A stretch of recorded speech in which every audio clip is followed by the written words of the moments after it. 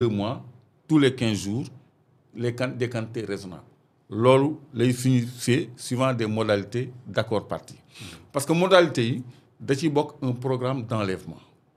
Par exemple, si je te donne entre l'État du Sénégal et Woodside ci boppam. L'État du Sénégal, Woodside et ñi nga xam ne ñooy destinataires. D'accord. Par exemple, si on dit Sénélec, je te donne SAR par exemple, je te donne 50 000 barils de brut.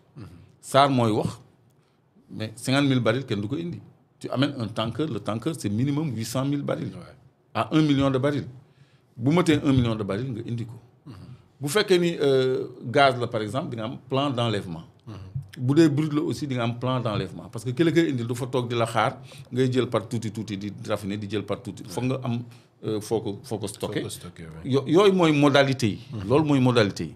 demal 15-3 nag léegi donc loolu kese la demal 15-3. ma expliquer la pourquoi man su doon man soxlawuma négociation man. xam nga le contractant devant vendre le pétrole brut à l'État à un prix établi suivant les dispositions ce prix sera payable en CFA doo wuti devise CFA ngay jëndee Woodside su bañee da lay jaay part de production en CFA au taux de change rapport dollar publié par la BCEAO ba noppi à la date de paiement bi ñu ngi ko fixé xam nga kañ 60 jours après la livraison ngay fay te 60 jours après la livraison ci la ñuy xool fa dollar ba toll ñu wecc ko CFA fay la ko yow nga lijjanti ji say dollars. En tous les cas État du Sénégal du perte. mais du perte. bu dee produit kese la bëgg. que le négocié wul du jaay baril du ko jaay à l'extérieur su ma neexee. je dis j'ai besoin de 100 000 te man am naa ci 100 000 yi am naa ci au moins 22 000. jeex na donc qui a intérêt à négocier kooku day ñëw waxtaan. parce que moom xam na ni am nga argument bi te man je crois que am nañu ingénierie contractuelle bu ñu may ñu xam suñu ay angle d'attaque contractuelle en cas de négociation. Ça c'est des arguments de négociation yoo xam ne on n'aurait même pas dû les mettre sur la table mais comme ñun ñoo fiy def oil and gaz ak ressources naturelles donc bu contentieux amee bon dañuy indi le maximum d'éclairage et en profiter pour visiter un peu les textes. Donc, moi, j'ai même pas besoin de négocier parce que j'ai l'article 15, qui est une transposition de l'article 54 du même code pétrolier. Ouais. Où est le problème? Woodside doit négocier. Oui. Voilà. On va avoir ce qu'on veut. Par A ou par B, la loi nous donne ce qu'on veut. La loi, nous avons signé. Mais tu n'as pas vu les paraphes là, ça, c'est leur signature. Si. Mais au regard des investissements bi Woodside de l'exploration jusqu'aujourd'hui, à la phase d'exploitation, est-ce que waruñu dem ci benn arrangement boo xam ne dinañu waxtaan rek xool naka dañuy dépasser cette étape-là et puis yéwénal tout en préservant les intérêts du Sénégal, bien sûr. Mais arrangement boobu mooy négociation li gars yi bañ a dégg. Négociation c'est pas la guerre c'est pas la confrontation waxtaan la marchandage la parce que on est en économie chacun tire la couverture de son côté chacun défend ses intérêts mais le Sénégal doit défendre ses intérêts donc c'est pas la fin du monde gis nga sama gaañ yi nañu xam li ñu téye le droit est avec eux le droit contractuel est avec eux la loi code général des impôts code pétrolier est avec eux kon agent judiciaire de l'État war na xam fu muy téye pour ñun ñu am lu ñu bëgg donc pour les amener à négocier c'est même pas compliqué. C'est pas compliqué. C'est même pas compliqué. D'accord. Je crois que c'est clair. Mais avant de terminer, Clédor, je veux que nous... je souhaiterais... Mais on a fait beaucoup de législation aujourd'hui. Hein. Ouais. Ah. Ça, malgré nous, hein. Oui, parce que contentieux bi moo ko exigé. Malgré nous, hein. Impérativement. Yàlla xam na ni on n'avait pas prévu de parler de tout ça comme ça. Hein. Mais ça, tu le sais. Il faut que le Sénégal gagne. Moo tax ñu apporter toutes ces preuves. Non, c'est-à-dire, quand je vois des gens s'inquiéter pour le Sénégal, quand je vois des gens s'inquiéter sur l'image du Sénégal, je veux mettre ça à leur disposition. C'est ça. Voilà.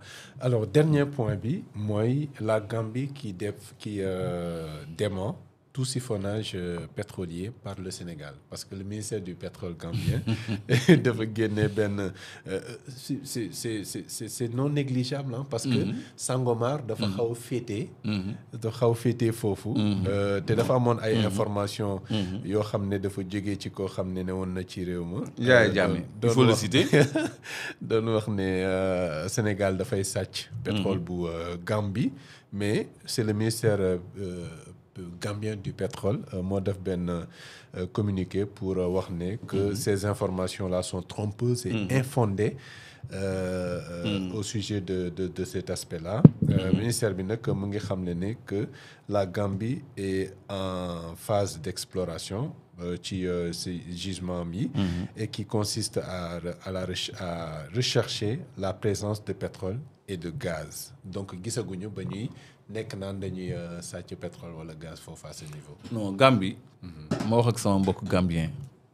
Gambie am na gaz ak pétrole. am na pétrole bu doy Gambie. parce que blogu Sangomar Rufisque Jifeer Sine Saloum dafa takkaloo Gambie. donc prospect bi dafa dem ba Gambie. Gambie ci pétrole la toog. Casamance ci pétrole la toog. Gambie Casamance Guinée Bissau. loolu yëpp pétrole la. léegi nag gis nañ fa ay bloc mooy foo xam ne par exemple permis Sangomar. un peu plus de 10 000 kilomètres-carrés la. mais li ñu fay exploiter mu ngi tolloo 400 kilomètres-carrés. fa la bloc bi nekk. fa la roche-mère bi emprisonné hydrocarbure bi nga xam ne boo fa bënnee di nga am débit bu commercialement rentable loolu la ñuy wax bloc. Gambie nag identifié nañ fa ay bloc te am na fa ñaari bloc yoo xam ne A2 ak A5 yoo xam ni Far Limited bi nga xam ne moo defoon presque la plupart des travaux de développement de Sangomar bi mu geddee moom foofu la dem te ñoom ils ont 80% des blocs en Gambie A2 ak A5 te Yaya Jammeh mii wax moo leen ko joxoon Yaya Jammeh mii naan ay dañuy sàcc suñu pétrole moo leen ko joxoon donc Gambie am na ay perspectives tamit de production de pétrole et de gaz je crois que ñoom tam war nañu góorgóorlu ci seen ay programme parce que c'est le même bassin sédimentaire c'est les mêmes potentiels c'est le prolongement de ces réservoirs là moo ñëw ba Gambie A2 A5 A4 A3 ñoom noonu la ñu tuddee seen bloc yi donc am na ay multinationales. Il y a un link mais délimitation bi peut-être certains se posent la question. non délimitation bi c'est clair parce que délimitation maritime bi. Sénégal ak Gambie dañu am frontière maritime. de part et d'autre. jusqu'à 200 miles. léegi ci diggante boobu nag la seen bloc yi nekk quoi. donc te seen bloc yi am na suffisamment de pétrole mais xam naa ni dañoo yéex un peu ci mise en œuvre bi. quand même. mais mieux vaut tard que jamais xam naa ni ñoom seen pétrole bi bu génnee. est-ce que ñoom duñu sax gën demin parce que ñoom bëriwuñu. le territoire n'est pas grand à développer. donc day neex. day neex maa ngi leen di ñaanal ñu baral jéego yi bu baax a baax. peut-être un jour on pourrait parler spécial Gambie aussi. pour informer aussi Gambiens yi ci seen potentiel. ak ci problème yi ci nekk aussi avec les opérateurs.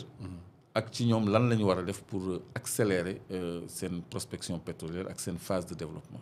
ba jëm ci ay FID pour mën a dem ci production. parce que benn lañu sous région bi yëpp benn la. tout à fait benn la. waxtaan bi jeex na da nga am lay dolli. bon xam naa dama koy bàyyi ba mercredi prochain. je crois que dinaa wax spécialement ci ICS. parce que dañ leen bàyyi ci lu ñu nekkee parce que gis nga ministre bi ba mu fa jógee ni ñoom léegi dañuy exploiter di suul maanaam fu ñu wàqi nu mu tuddati phosphate.